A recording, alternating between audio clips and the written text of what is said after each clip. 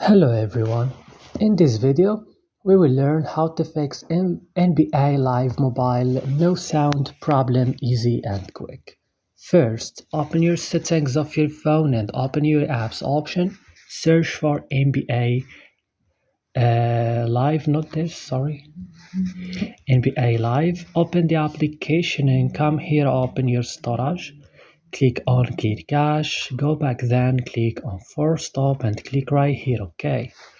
Then right now guys, you need to come to your Play Store or App Store, update your NBA Live on the last version if it is available. Restart your phone now, and after that you're gonna see that your problems has been solved. That's all. Don't forget to like and subscribe and